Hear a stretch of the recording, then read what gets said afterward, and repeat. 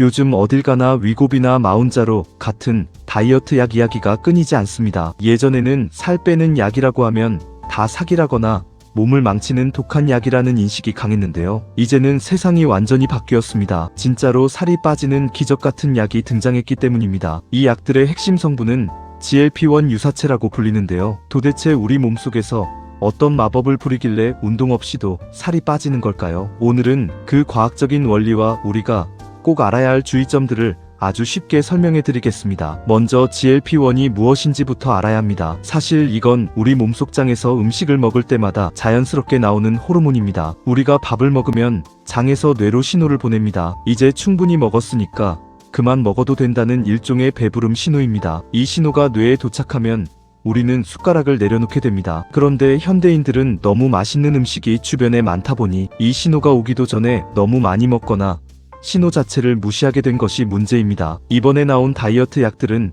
이 자연 호르몬을 흉내낸 물질을 몸속에 넣어주는 방식입니다. 이 약을 맞으면 우리 몸은 마치 하루 종일 배가 부른 상태인 것처럼 착각하게 됩니다. 단순히 억지로 참는 것이 아니라 진짜로 배가 불러서 음식 생각이 안 나게 만드는 것이 핵심입니다. 우리 뇌 한가운데에는 식욕과 체온 등을 조절하는 시상하부라는 관제탑이 있습니다. GLP-1은 바로 이 관제탑에 직접 작용해서 배부름이라는 브레이크를 아주 강력하게 밟아줍니다. 재미있는 점은 이 약이 단순히 위가 찼을 때만 작동하는 게 아니라는 겁니다. 음식을 삼키기도 전인 냄새를 맡거나 입안에 넣고 씹는 단계에서부터 이미 뇌가 예측을 해서 배부름 신호를 띄웁니다. 그래서 평소보다 훨씬 적게 먹어도 만족감을 느끼며 식사를 끝낼 수 있게 됩니다. 그렇다면 왜 우리는 이토록 비만과 싸우기 힘든 걸까요? 그건 바로 우리 인류가 진화해온 과정 때문입니다. 아주 옛날 조상들은 늘 굶주림에 시달렸습니다. 그래서 단 것과 기름진 것을 발견하면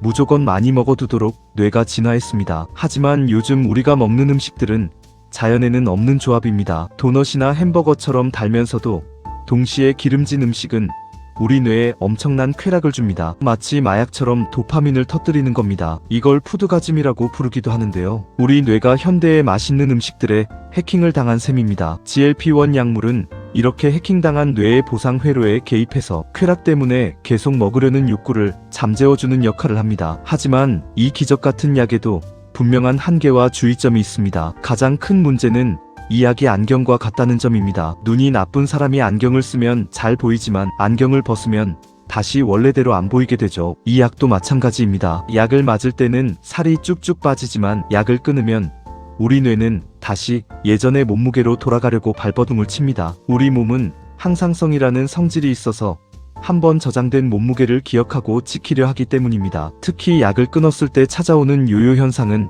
아주 무섭습니다. 약 때문에 억지로 눌려있던 배고픔 호르몬인 그렐린이 약을 끊는 순간 폭발적으로 늘어납니다. 이전보다 훨씬 더 배고픔을 심하게 느끼게 되는 겁니다. 게다가 살이 빠질 때는 지방뿐만 아니라 소중한 근육도 함께 빠지는데 다시 살이 찔 때는 운동을 열심히 하지 않는 한 지방만 늘어나게 됩니다. 결과적으로 몸무게는 같아져도 몸매는 훨씬 더 안 좋아지고 건강 지표는 나빠질 수 있다는 뜻입니다. 또한 모든 사람에게 똑같은 효과가 나타나는 것도 아닙니다. 어떤 사람은 몸무게의 20%가 빠질 정도로 효과가 좋지만 어떤 사람은 부작용만 겪고 살은 별로 안 빠지기도 합니다. 주된 부작용으로는 너무 배가 불러서 생기는 구토나 메스꺼움, 설사 같은 증상들이 있습니다. 원래 우리 몸에 있던 호르몬을 이용하는 것이라 기존의 마약성 식욕 억제제보다는 안전하다고는 하지만 여전히 몸에 큰 변화를 주는 약이라는 점을 잊어서는 안 됩니다. 결론적으로 이 약들은 비만을 단순히 개인의 의지 부족이 아닌 치료해야 할 질병으로 바라보게 해준 혁신적인 도구입니다. 실제로 비만 때문에 생기는 심장질환이나